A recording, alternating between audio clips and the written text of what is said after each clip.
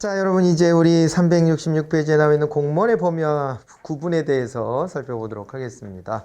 자, 요 부분은 있잖아요. 공무원을 어떻게 지금 나눠 봐야 되냐. 분류법 같은 걸 보는 건데요.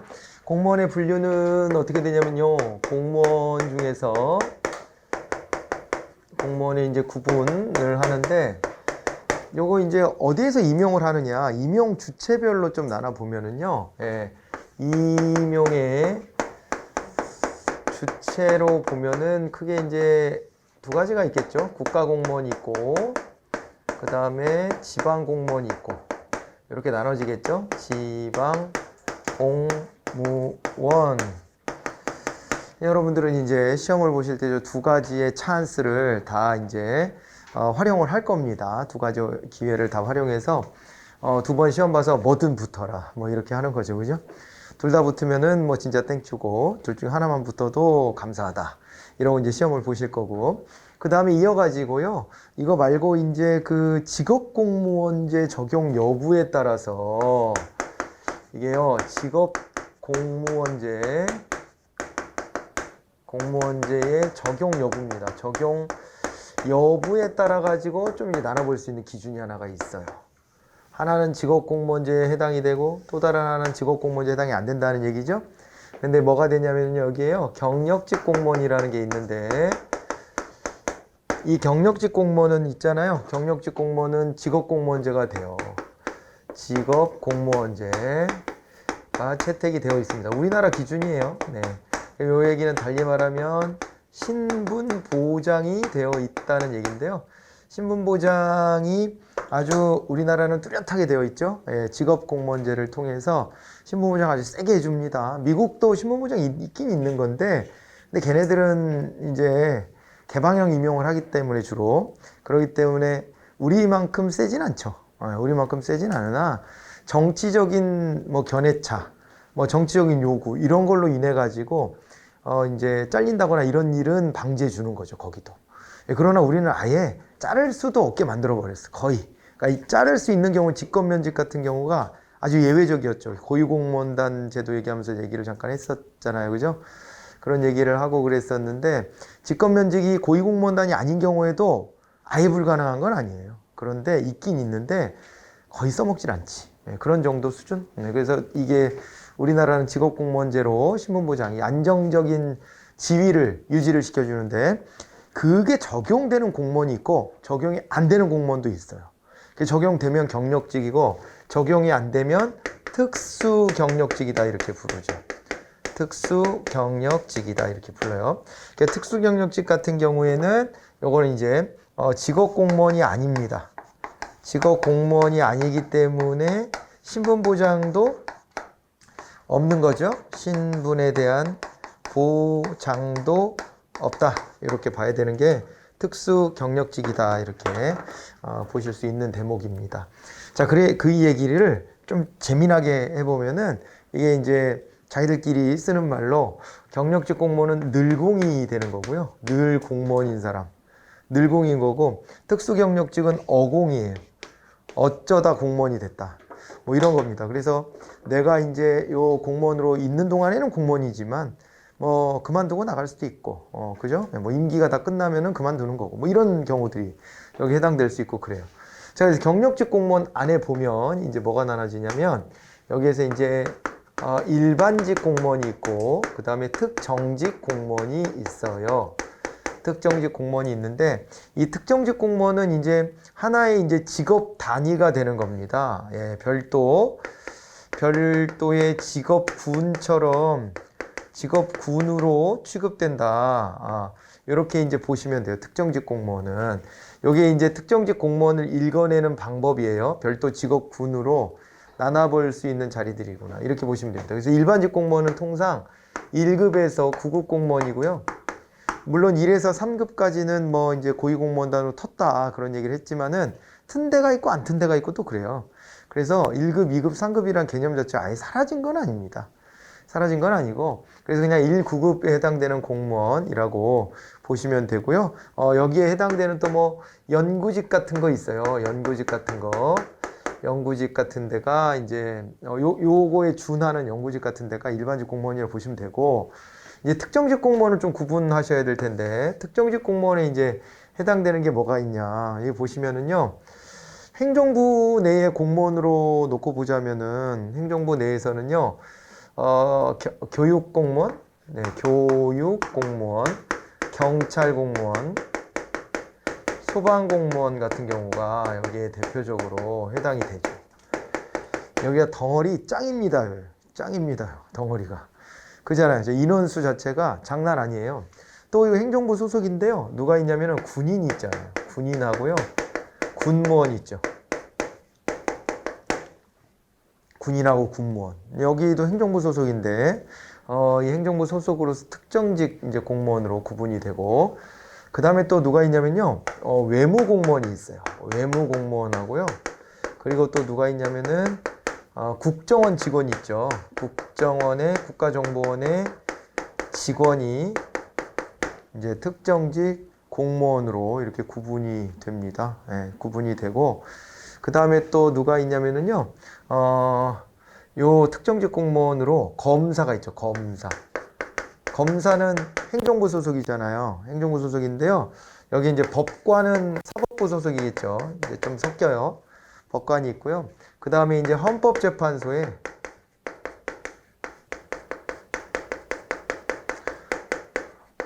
헌법연구관이 있어요.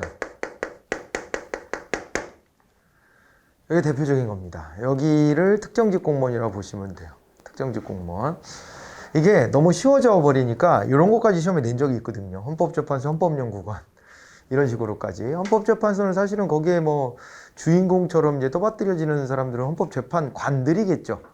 헌법재판관들일 텐데 그분들이야 이제 좀 높은 자리에 있는 사람들이라 그 사람들은 늘공지위는 아니에요. 이제 어공지위로 넘어갔다 이렇게 봐야 됩니다.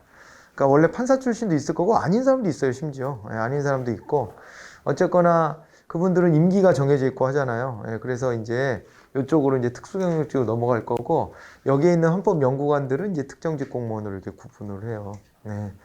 이렇게 해서 봐주시면 되고 그 다음에 특수경력직으로 한번 가볼까요? 특수경력직 이거 지금 국가직 기준으로 해서 얘기하고 있는 겁니다. 요게 직업공무원제 적용 여부에 따라 지방공무원도 이 틀로 나눠지긴 하는데 여기다 써드리고 있는 사례는 주로 이제 국가공무원 기준으로 시험도 그렇게 나오니까 주로 그렇게 이제 보고요. 나중에 지방공무원에서 뭐 이게 특정직이 누가 있냐 이런 거는 뒤에 가서 우리가 이제 7단원 가서 또 공부를 하게 될 거고요. 일단은 요거부터라도 좀 익숙하게 해놓는 게 더 중요합니다. 그리고 이제 특수경력직에 이런 게 복잡하거든요. 정무직이 있어요. 정무직 공무원이 있고 별정직 공무원이 있습니다. 이거를 말 그대로 이해하시면 돼요. 정무직이다 그랬을 때는 정치적인 일을 하는 사람, 이런 거구나.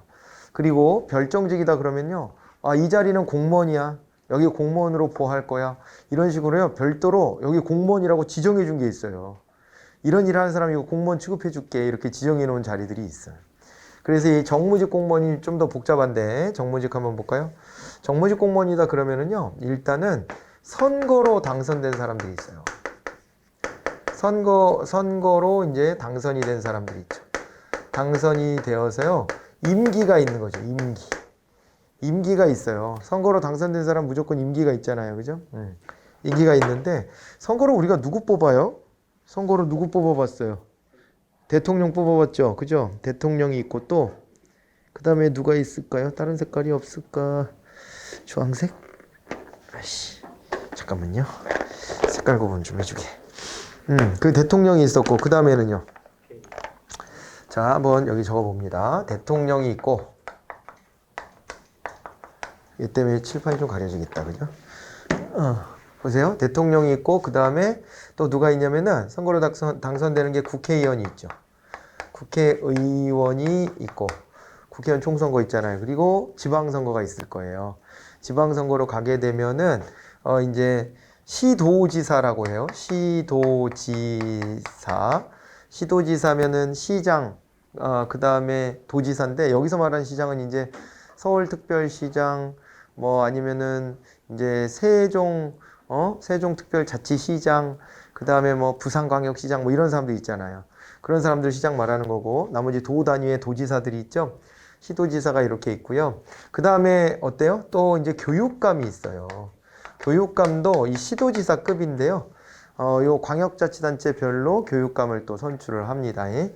그렇게 되고, 그 다음에 또 이제, 이 광역의원이 있을 거예요. 광역자치단체에 광역의원들이 있고, 시의원, 도의원, 그리고 또 누가 있냐면은 기초자치단체 쪽으로 넘어오게 되면 여기는 이제 시장, 군수, 구청장, 그래서 시군 구청장이라고 우리가 부르거든요.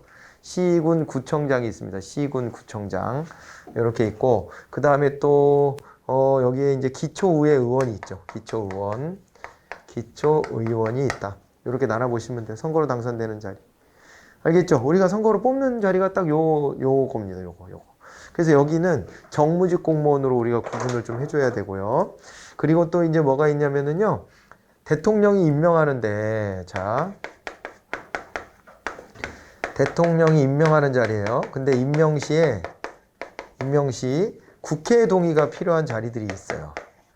국회 동의가 필요한 자리들이 있더라. 예, 그 자리들을 한번 또 떠올려 보도록 할까요? 그런 게 이제 필요한 자리로는 뭐가 있냐면은, 자, 여기에는요, 일단은 국무총리가 있어요. 국무총리 임기도 따로 없어요. 임기도 따로 없고, 그냥 대통령이 임명했다가 그냥 그만두라고 할 수도 있고, 자기가 사표 낼 수도 있고, 뭐 그런 겁니다, 그냥. 그래서 이제 국무총리가 이제 국회 동의를 필요로 하는 자리이면서 대통령 임명하는 자리입니다. 그렇게 되고 또 행정부 내에서 보면 감사원장이 또 있어요. 감사원장도 대통령이 임명하는데 국회 동의하에 임명하게 돼 있어요. 왜냐하면 여기는 직무상의 독립성이 매우 중요하다라고 봤잖아요. 네, 그렇기 때문에 국회의 손을 한번 또 거치게 되어 있고요. 그 다음에 이제 사법부로 넘어가 보면은 대법원장이 있습니다. 대법원장. 근데 감사원장은 국무총리랑 다르게 임기가 있어요. 4년 임기. 그리고 대법원장 있죠. 대법원장도 임기가 있어요. 6년 임기를 갖습니다. 6년 임기. 대법원장 임기가 그렇고. 그리고 또 이제 대법관들이 있어요. 대법관들도 대법원장 제외하고 대법관만 12명 플러스 1명 이렇게 있거든요. 12명이 대법관으로 있고, 그 다음에 법원 행정처장이라고 법원의 이 행정 운영을 총괄하는 자리예요. 근데 거기도 대법관 예우를 해줘서, 그렇게 따지면 대법관에 해당되는 사람이 12 플러스 1인데 대법원장 빼고도 이 자리가 전부 다 국회 동의를 필요로 하는 자리들이에요. 되게 중요해요. 여기 법원이 왜 중요한지 알죠? 그러니까 여기는 최종적인 어떤 법의 적용 이런 거를 해버리는 것이기 때문에 대법원에서 어떤 판결이 나게 되면은 우리가 그거를 뒤집을 방법이 없어요, 이제. 그러죠? 그리고 이제 이게 민주주의를 위해서는 제 아무리 국민의 대표로 뽑힌 국회의원들이거나 대통령이라 할지라도 사법부가 내린 판결에 대해 가지고 이렇다 저렇다 우리가 개입할 수 있어요, 없어요? 없어요. 대통령도 개입 못하는 거, 개입을 했지 옛날에. 언제? 독재 시절에 하는 거예요, 그런 건. 민주주의에서는 그런 걸 할 수가 없어요. 아니, 그래서 아베가 우리나라한테 자꾸 뭐라고 하면서 하는 게 그거잖아요. 대법원에서 그 징용 피해자의 배상을 위해 가지고 일본 기업의 우리나라 재산을 동결시키는 최종 결정이 대법원에서 내려진 바가 있거든요. 이걸 가지고 정부를 욕하는 거예요. 문재인 대통령을 욕하고. 그러는 건데, 글쎄 모르겠어. 일본은 그 개입이 되나 봐. 우리는 안 되는데. 개입이 되나 보지? 대법원은 대법원이지. 그러면 행정부에다가 뭐라고 해. 어디다가 뭐라고 할 데가 없으니까 여기다 하나? 이거는 조금 그죠? 예. 그런 거지. 그래서 원론적으로는 우리 정부도 그건 사법부의 결정이라 우리는 존중할 수밖에 없다. 이렇게 이제 맞선 거고, 그러고 그 다음에 이제 일본 입장에서는 왜 그래? 선수들끼리 이렇게 한 것 같고. 그러니까 나름 뭐 정부도 메시지를 똑같이 내고 있으니까 여기다가 이제 분풀이를 하고 그랬던 것 같아요. 그러면서 뭐 우리나라의 뭐 반도체 소재 같은 걸 안 팔겠다고 하고 뭐 그런 일들이 그때 벌어진 거거든요. 근데 아무튼 우리는 원론적으로만 놓고 보면, 아니, 사법부가 내린 결정을 그걸 뭐, 어떻게 해? 대통령이 그건 다시 해봐. 이렇게 할 수 있나? 할 수 없는 거예요. 그죠? 할 수 없는 거야. 그런 정도로 여기는 독자성이 있고요. 독자성이 있어야 하는 것이고요. 그렇습니다. 근데 이 일을 맡을 사람을 그럼 어떻게 이 자리까지 올릴 것이냐. 이게 되게 골칫거리입니다. 내부에서 지들끼리 알아서 너가 해봐. 다음번 내가 하고. 이렇게 돌아가면서 하면 안 되니까 결국에는 이제 국민이 뽑은 대통령이 이들을 임명하게 해놨어요. 근데 또 그거 잘못 운영되면 대통령이 또 자기 입맛에 맞는 사람들만 갖다가 여기다가 그죠? 편파적인 사람들 갖다 넣어놓을 수도 있잖아요. 그러면 또 여기 개입하는 셈이 되죠. 그러면 또 안 되잖아. 그래서 이제 국회 동의까지 받게끔 했구나. 이렇게 보시면 됩니다.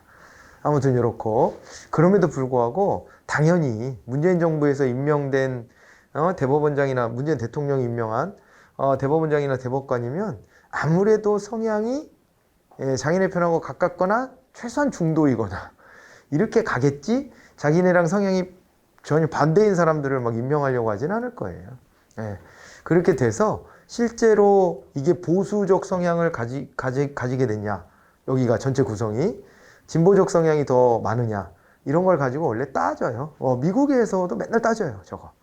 예, 그래갖고 미국에서 진보 성향 대법관이 몇 명, 보수 성향 대법관이 몇 명. 근데 미국은 우리나라보다는 좀 그게 쉽게 바뀌지 않게 어떻게 되냐면 대법관이 한 번 되면 연방 대법관이요 종신제 죽을 때까지 자기가 그만두지 않는 한. 근데 우리는 그렇진 않고 6년 임기 이렇게 하기 때문에 여기는 우리는 이 구성이 보수 진보 성향이 훨씬 그때그때 좀 이렇게 자주자주 바뀌는 편이기는 하죠. 예. 미국에서 큰 뉴스예요. 그래서 이 종신제인데 어찌어찌 하다 보니까 누가 돌아가시거나 은퇴하거나 해가지고 자리가 비어서 현직 대통령이 임명을 하다 보니까 이게 성향이 바뀌었다. 법원의 성향이. 그건 굉장히 큰 뉴스입니다. 앞으로 이제 향후에 대법원에서 내려질 판단들이 이게 좀 어떤 성향으로 가겠구나라는 게 좀 읽혀지는 거죠. 원래는 그런 거 말고 자기 성향 말고 법과 양심에 따라 재판해야 되지만 사람이 하는 일이라서 자기는 공명정대하다라고 주장하지만 사실 보면은 살짝 이렇게 그죠? 고선에서 왔다 갔다 하거든요. 아무튼 이게 어떻게 구성해야 될지가 되게 이게 난제예요, 난제. 그래서 우리가 채택하고 있는 방식이 이렇게 하고 있다. 자, 그리고 그 다음에 또 있는 게요. 헌재 소장입니다. 헌법재판소의 소장 있죠? 헌재 소장은 헌법재판관 중에서 대통령이 임명을 해요. 헌법재판관 중에서 대통령이 임명을 하게 되어 있고요. 헌법재판관 같은 경우에는 구성하는 게 국회에서 3명 자기네가 선출, 대법원장이 3명 지명, 그리고 또 이제 대통령이 3명 임명, 이런 3명 자기가 이제 초이스. 이렇게 해서 9명으로 구성이 되는데 그 중에서 짱을 누군가 해야 되잖아요. 그 소장은 또 대통령이 그 9명 중에 1명을 찝어서 당신이 소장을 하세요. 이렇게 해가지고 임명을 하게 되어 있는데 복잡하죠? 나중에 가면은 이런 것들도 좀 다 알게 될 거예요. 그런데 이 헌재 소장에 대해서는 이제 국회 동의를 또 이렇게 받도록 합니다. 그래서 이 5자리가 헌법에 나와 있는 자리들이에요. 국회 동의를 요하는 자리들. 기억해 놓으셔야 돼요. 여기를 다 정무직이라고 부르는 겁니다. 여기가 제일 복잡합니다. 이 정무직 나눌 때가. 그리고 이제 아주 중요한 이제 정책 결정, 정책 내지는 뭐 의사 결정이라고 할까요? 이거를 이제 맡아야 되는, 그리고 이제 책임도 매우 막중한, 그에 따른 책임도 막중한 자리가 있을 텐데 여기는 이제 뭐가 되는 거냐면 여기가 이제 바로 장차관급이다 이렇게 보시면 됩니다. 여기가 이제 장관, 차관 있잖아요. 장관급, 차관급 혹은 장차관 자체가 또 여기에 해당이 되는 거죠. 장차관급, 장차관이 여기에 해당이 된다. 라고 봐두시면 됩니다. 아셨죠? 네. 여기가 정무직이에요, 정무직. 자, 그 다음에는요, 이제 별정직이 있다 그랬는데, 별정직에 해당되는 거는 이제 뭐 누구냐면요, 이런 사람도 있잖아요. 보좌관, 비서관, 뭐 이런 사람들이나, 아니면은요, 국회에 보면은 있잖아요. 이 상임위원회라는 데가 있거든요. 위원회들이 만들어져요. 국회 299명이, 지금 300명이지. 300명이 한꺼번에 모든 사안을 다 다루고 이렇게 못합니다. 못해가지고 전문 분야 영역별로 위원회 같은 거를 만들어 놨는데 거기에요. 국회에 수석 전문위원이라고 있어요. 수석 전문위원 같은 경우가 이제 별정직 공무원이 되고, 그 다음에 또 뭐가 있냐면은요, 이 국정원에 가보면 국정원에 기조실장이라고 있어요. 기조실장. 회사 다녀보신 분들은 요 기조라는 말 좀 들어보셨을 수 있는데, 기조가 그 기획조정이에요. 기획조정실 뭐 이렇게 부르는 겁니다. 그 다 줄여가지고 기조실이라고 그래요. 국정원에 가면은요, 국정원장이 한 명 있어요. 장관급이에요. 국정원장이 있고, 그 다음에 국정원 차장이 있어요. 국정원 차장이 3명이나 있어요. 3명이나 있는데, 이 국정원 차장은 차관급이에요. 예, 그렇게 되고요. 기조실장이 그 다음 레벨이거든요. 이 기조실장은, 이제, 여기에 이제 별정직 공무원으로 이렇게 보호하게 되어 있어요. 자, 그래가지고, 자, 봐봐요. 아까 이제 국정원장하고 차장은 다 정무직이죠. 장차관급이니까. 그리고 기조실장은 별정직이죠. 밑으로 내려서 차관급 밑에예요. 그래서 이제 예전식으로 따지면 1급 공무원인 거지. 그래서 이제 여기에 해당이 되기 때문에 기조실장이죠. 실장급 공무원. 예, 그래갖고 여긴 별정직으로 해놨고, 그리고 나머지는 어때요? 국정원 직원은 또 어디로 가 있어요? 국정원 직원은 여기 특정직으로 가 있잖아요. 복잡해, 그죠? 이렇게 이제 구성이 되어 있다 봐두시면 됩니다. 알겠지요? 자, 이제 요거 나누는 것은 요 정도로 이제 마무리를 지을까 합니다. 네. 그렇게 해가지고 정리를 한번 해보시고요. 여기도 아무튼 그래서, 여기도 하다가 그만두면은 끝이에요. 뭐 정년이 보장되고 이런 자리들은 아닌 겁니다. 네, 여기도 뭐 임기가 있거나 아니면 대통령이 그만둬라 그러면 그만둬야 되는 자리들. 뭐 이제 그런 자리들이기도 하고, 그렇죠? 자, 이제 이렇게 나눠보고요. 그 다음에 이제 넘어가서 폐쇄형 인사제도와 개방형 인사제도에 대한 비교가 있어요. 자, 우리나라는 있잖아요. 폐쇄형 인사제도죠. 자, 이제 다시 한번 이거 떠올려 봅시다. 자, 우리나라의 인사행정제도는 어떻게 되어 있다고 그랬어요? 우리나라 인사행정제도는 기본이 일단은 요거는 이제 계급제하고 그 다음에 직업공무원제가 토대입니다.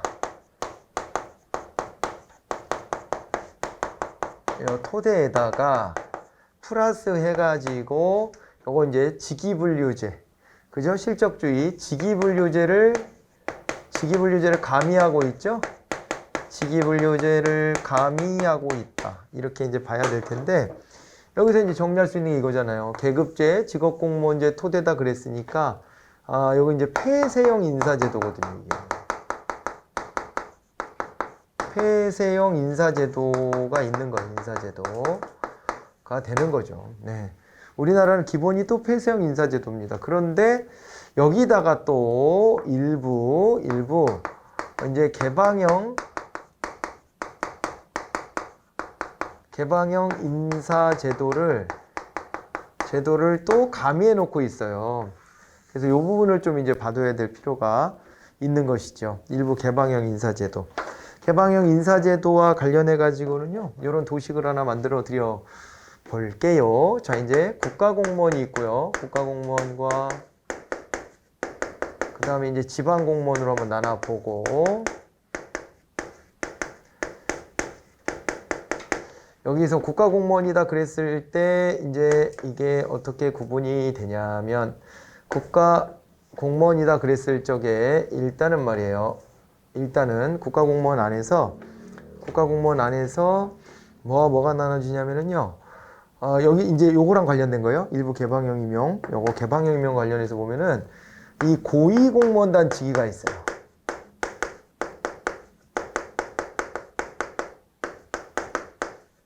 그러면 고위공무원단 직위는 원래 뭐였죠? 고위공무원단 직위다 그랬을 때는 이게 실장급, 국장급이었잖아요. 그죠? 고위공무원단 직위는 실국장급이겠죠. 국장급에 해당되는 고위공무원단 직위가 있고, 그 다음에는 뭐 과장급 직위가 있어요. 이제 그 밑에 국장 밑에 과장이잖아요. 과장급 직위가 있습니다. 이렇게 이제 나눠 놓고 봤을 때요. 여기에 이제 개방형 직위가 있고요. 그 다음에 또 이제 공모직위가 있어요. 나머지는 자율이에요. 나머지는 자율이라서 그건 쓰지 않을게요. 그래갖고 요거를 이제 두게 되어 있는데, 개방형 직위다 그랬을 때에는, 개방형 직위는 뭐냐면, 자, 개방형 직위는 이거는 이렇게 구성되는 거예요. 이거는요, 공직의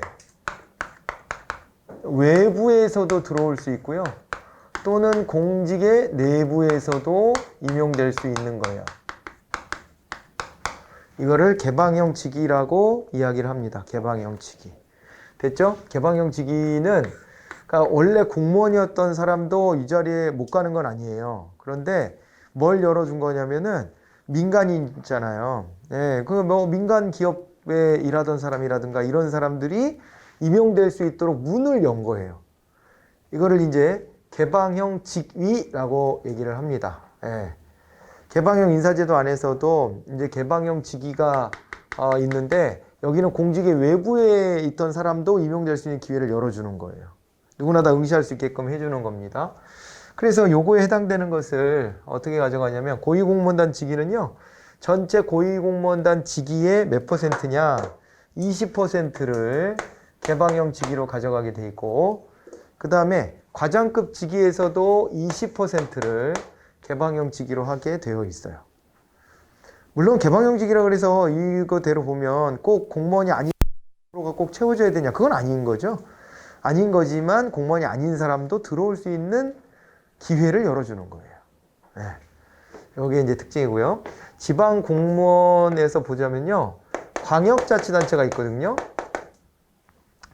광역자치단체, 광역에서 1에서 5급. 그 다음에 기초자치단체가 있잖아요. 기초자치단체는 2에서 5급 이렇게 되어 있어요. 이렇게 돼 있는데, 이건 이렇게 규정한 이유가 기초자치단체 1급 공무원이 없어요. 없다고 보면 돼요. 기초자치단체에는. 알겠죠? 기초자치단체의 뭐 큰 도시에 부시장이 3급쯤 될 겁니다. 3급 내지 2급은 최대한 가능할 수 있다. 이렇게 봐서 2급부터 이렇게 해준 거예요. 알겠죠? 네. 시장이 이제 정무직 공무원이고, 그러니까 따로 빼서 본다라고 보더라도, 이제 2에서 5급 정도? 네, 2에서 5급 정도? 최대치로 봐준 거고, 보통은 큰 도시에, 기초자치단체 큰 도시 시에 부시장이 한 3급쯤? 뭐 이렇게 될 거예요. 통상적인 거는.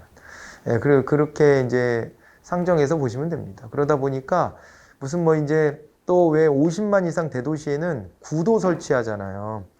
그죠? 구도 설치하는데 뭐 수원시, 뭐 장안구 이런 식으로 구도 설치가 되는데, 그 구청장도 뭐 부시장 레벨 정도? 뭐 이렇게 왔다 갔다 하고, 그러다 보면은 뭐 동장이나 이런 사람 한 5급 정도? 뭐 이렇게 되고, 국장이 한 4급 뭐 이렇게 되고, 뭐 있잖아요. 그죠? 뭐 그런 식이에요. 그러다 보니까 여기서 그냥 2에서 5급 이렇게 한 겁니다. 근데 광역자치단체에는 여기에는 이제 1급에서 5급 상당 공무원들이 있다. 이렇게 이제 다 볼 수 있고.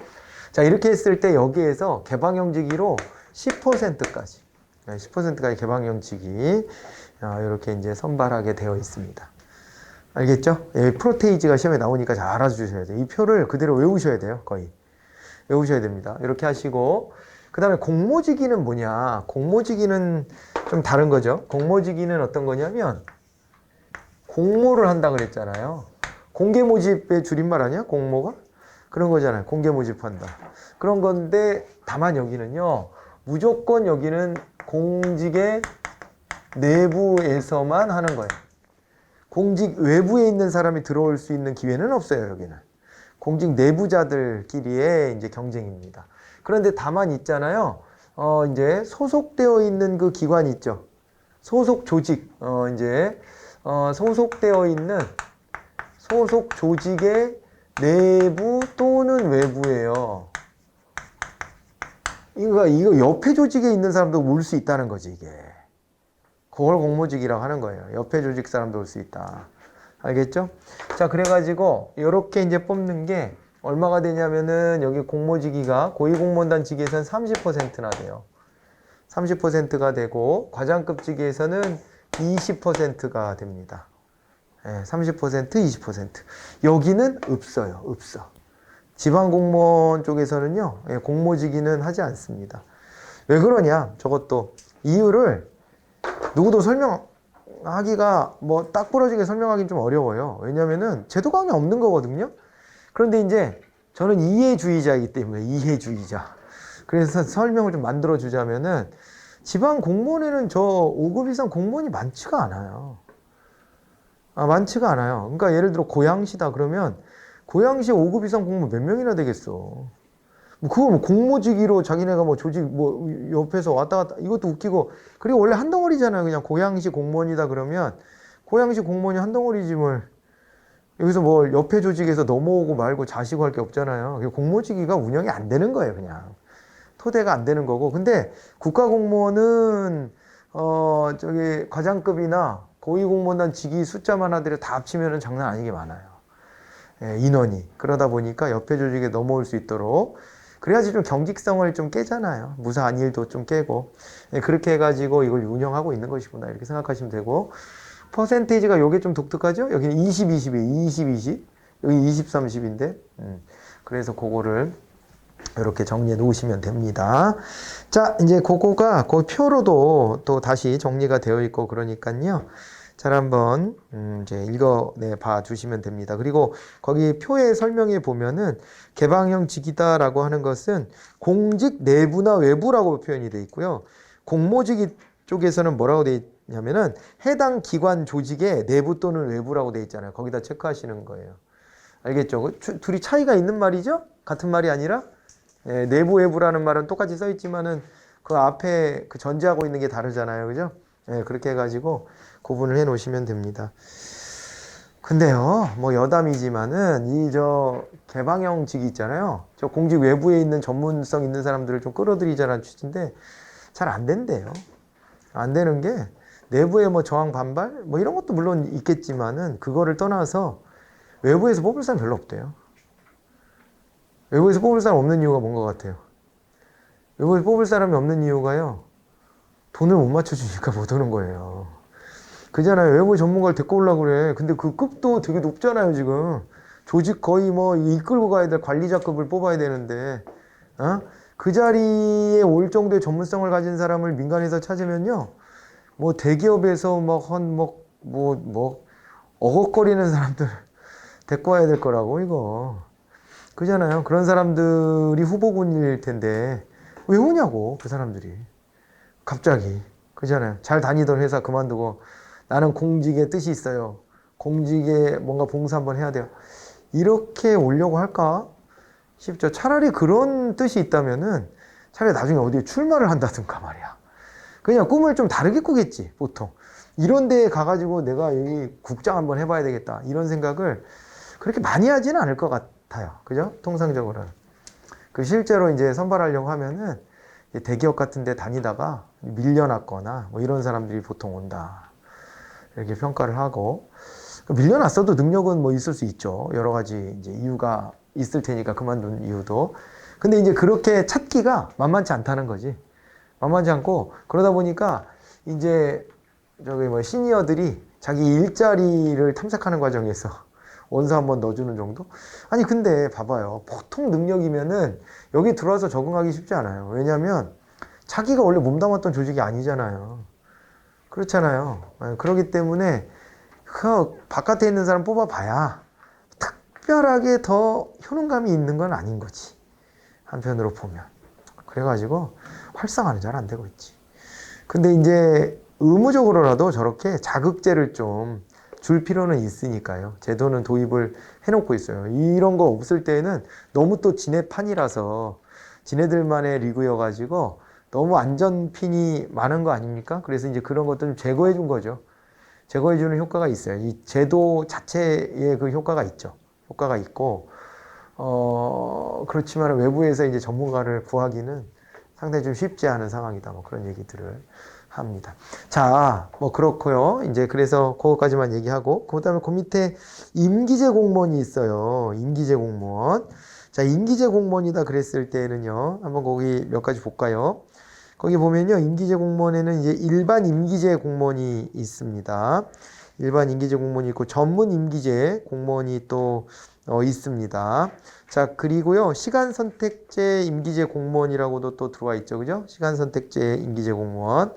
그러니까 시간 선택제 공무원이라고 하는 게 그냥 원래 좀 도입이 됐잖아요. 그냥. 그래서 뭐 반만 일하거나 이런 식으로 해서 도입이 됐는데 시간 선택제 공무원이 있는데 그런데 그걸 또 임기제로 하는 경우가 있을 수 있다는 겁니다. 그래서 그 경우를 우리가 이제 시간 선택제 임기제 공무원이다. 이렇게 이야기를 하는 거예요. 자, 그리고 이제 한시 임기제 공무원이다. 그래서 요거는 또 이제 뭐냐면은요. 한시 임기제니까 보면 휴직을 하거나 30일 이상의 휴가를 실시하는 공무원의 업무를 대행한다. 1년 이내 기간 동안 임용되는 공무원이다. 이렇게 되어 있습니다. 그래서 임기제 공무원의 종류가 이렇게 여러 가지가 있구나 정도로 봐두시면 될 것 같아요.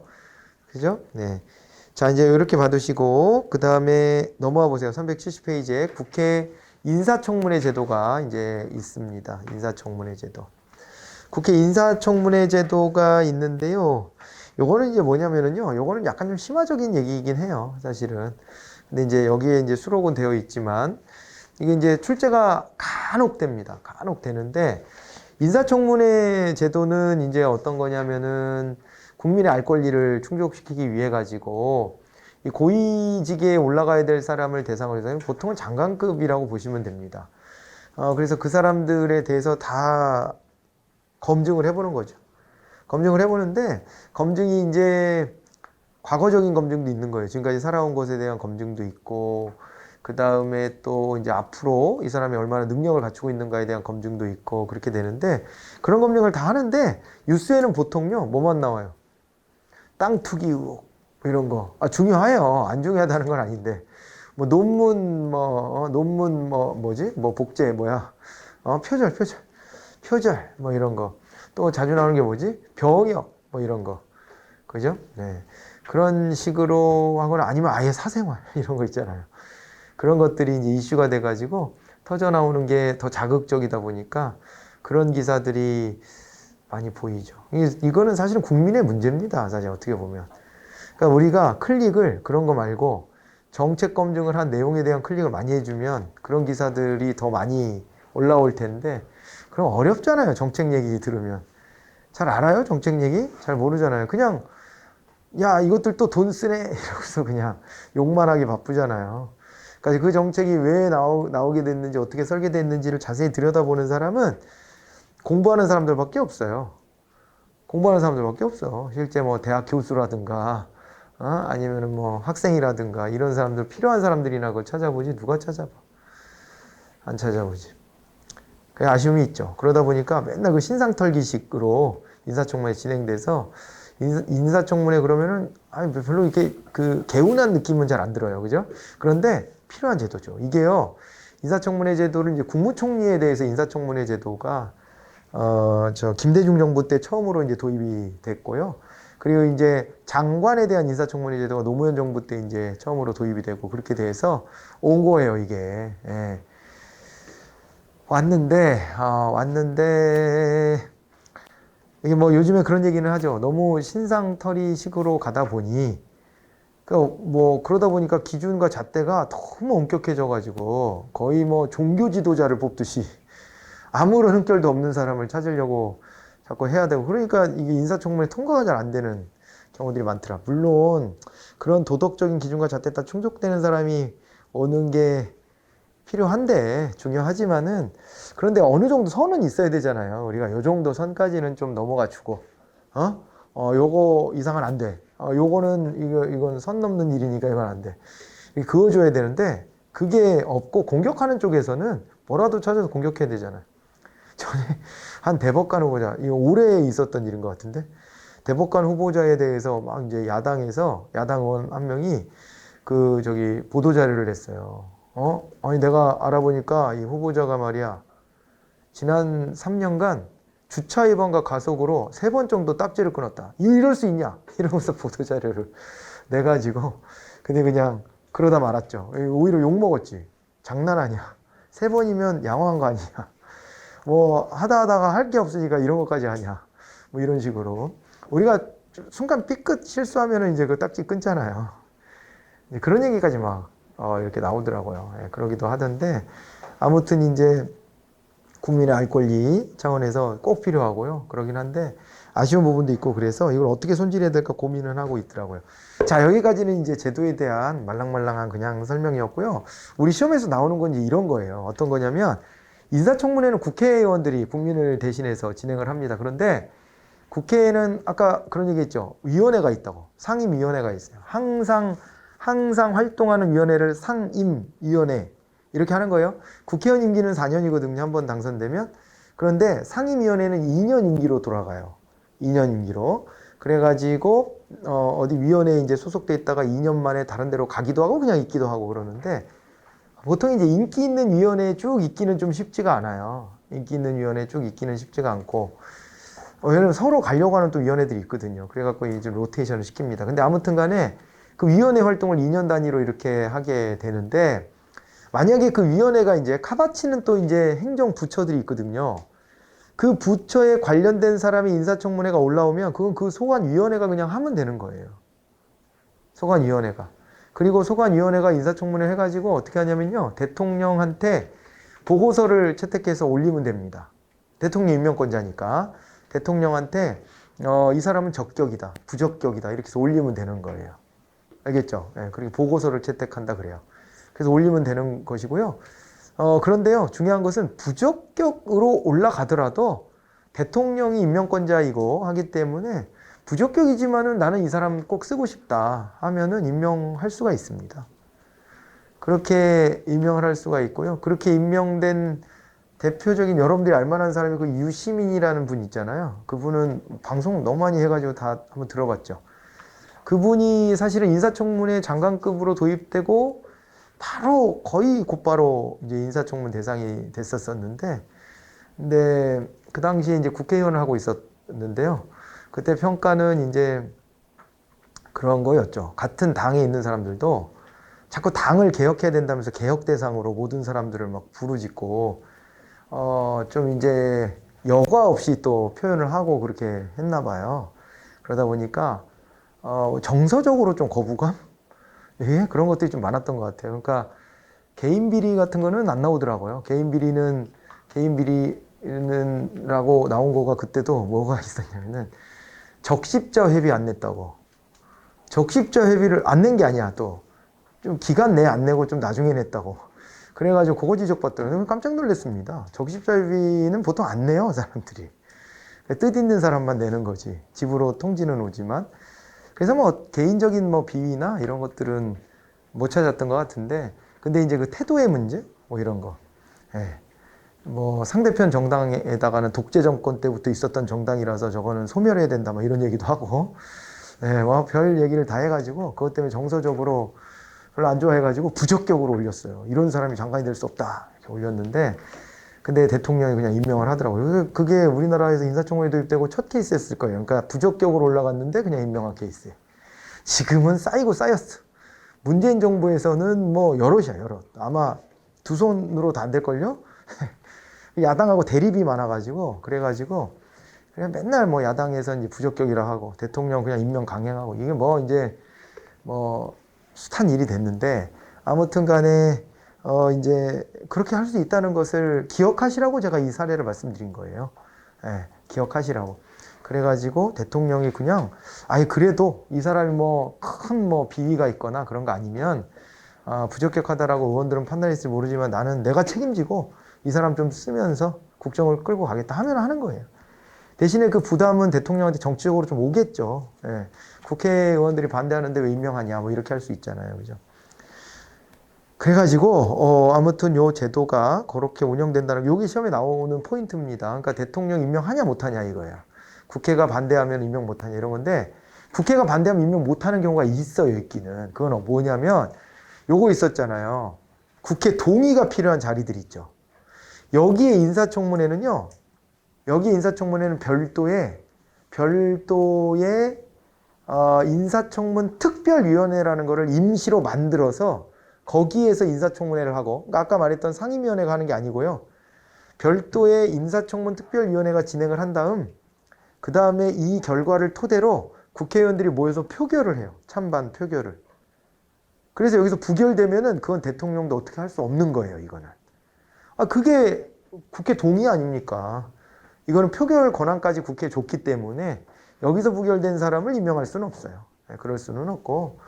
근데 아까 말했던 이제 요 대상이 아닌 사람들 같은 경우에는 대통령이 임명을 강행할 수가 있게 되어 있습니다. 아시겠죠? 네. 그렇게 되는데요. 그게 보통 어떻게 나눠지냐면 상임위원회에서 인사청문회 하는 경우와 아니면은 인사청문 특위에서 인사청문회를 진행한 경우로 나눠서 볼 수가 있는 겁니다. 이게 한편으로는. 그래서 거기 한번 봐보세요.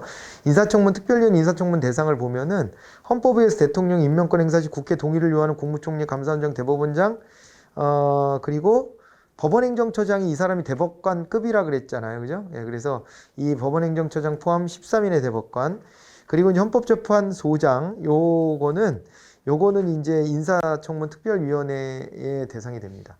왜 그럼 이거는 상임위원회에서 안 하고 특위에서 하냐? 아니, 어차피 전체 국회의원들이 다 알아야 되니까 전체를 대상으로 일부 위원을 따로 선정해서 인사청문회를 진행한다. 이런 형식을 취하는 거예요. 그러니까 상임위원회에서 진행하면 그 상임위원들끼리만 알고 지나가면 돼. 이런 성격이고요. 인사청문 특위를 한다는 것은 전체 의원이 알아야 돼. 이런 성격이 있는 거예요. 그러니까 표결에 들어가야 되니까 전체 의원이 알아야 되는 거 아니야? 해서 특정한 어떤 상임위원회가 아니라 인사청문 특별위원회를 통해 가지고 진행을 한다. 이렇게 봐두시면 되는 겁니다. 복잡하셨죠? 네, 복잡할 텐데 그렇게 봐두시고 또 있어요. 뭐가 있냐면요.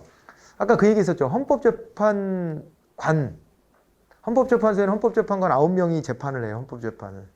근데 그 중에 3명은 국회가 국회가 선출하게 돼 있습니다. 그래서 그건 자기들끼리 선출하는 거예요. 그럼 대통령이 임명을 해줘야만 해요. 국회 선출 몫이기 때문에. 그래서 이 경우도 국회에서 표결을 한다는 얘기잖아요. 그잖아요. 국회에서 표결한다는 얘기고. 그래서 그 경우도 인사청문 특별위원회 인사청문 대상이 됩니다. 자, 그리고 중앙선거관리위원회라는 데도 아시죠? 여기도 9명으로 선관위원이 구성되는데 그 중에 3명을 국회에서 선출하게 돼 있습니다.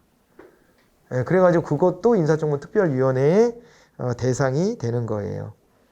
알겠죠? 네. 그래서 요거는 인사청문 특별위원회 대상이고 무조건 다 인사청문 특별위원회 인사청문 대상들은 국회 표결 절차가 있다. 표결에서 부결되면 끝이다. 이렇게 보시면 됩니다. 문재인 정부 들어와서 표결에서 부결됐던 케이스가 하나가 있어요. 뭐가 있냐면은 헌법재판소장 임명 동의안이 올라왔는데 표결에 붙였는데 가부동수가 나왔어. 가부동수. 우리나라는 찬성 반대가 동일하게 나오면 부결된 걸로 봐요. 그래가지고 부결시켜 버렸습니다. 그런 적이 한 번 있었어요. 의외로. 근데 그거는 사실은 그분은 좀 그렇겠더라고. 그분 자체가 무슨 되게 문제가 되게 크거나 그런 거는 사실 없었는데 이제 정치적으로 대통령하고 야당이 좀 날을 세우면서 그러면서 대통령이 자기의 입맛에 맞는 사람을 하는 거 아니냐 이런 식으로 이제 하면서 표결에 들어갔을 때 그때 이제 그렇게 나와가지고 가부동서가 나와서 그분 입장에서 보면 좀 억울할 수 있잖아요. 내가 안 되는 사람이어서 그런 건 아닌데 부결되니까 좀 쪽팔리고 그러잖아 이게.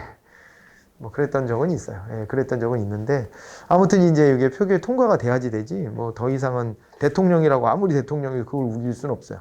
그런데 소관 상임위원회 인사청문 대상 같은 경우에는 여기는 이제 아까 말씀드렸다시피 대통령이 그냥 임명을 강행할 수도 있습니다. 그 인사청문 대상을 보니까 국무위원들이 장관들 말하는 거죠. 장관들, 각 부의 장관들 다 인사청문 대상이고 방송통신위원회 위원장이 있고요. 국회 선출 3인을 제외한 헌법재판관하고 중앙선거관리위원들 그리고 이제 나머지 여기 구성원들이 있을 거잖아요. 여기는 다 소관 상임위원회가 하고요.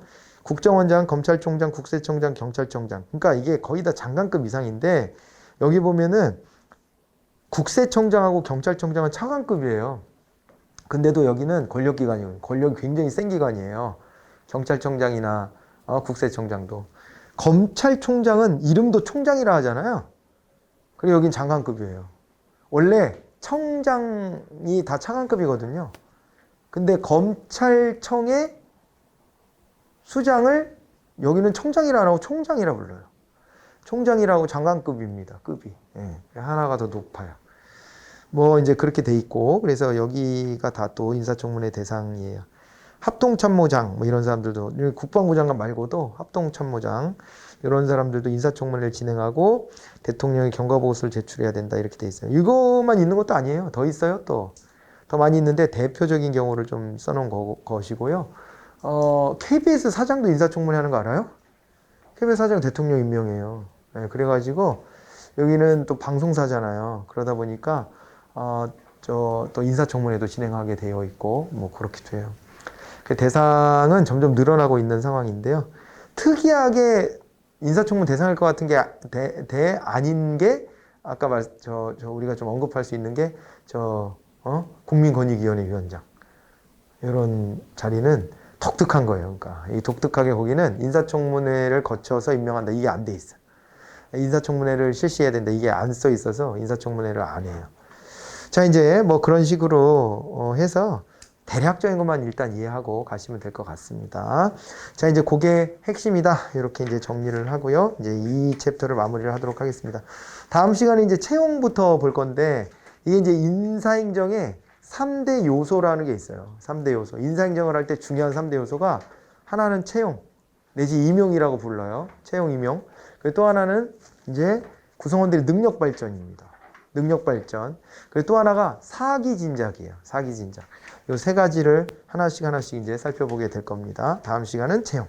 요거 빠르게 좀 진행해 보도록 하죠. 쉬었다 뵐게요.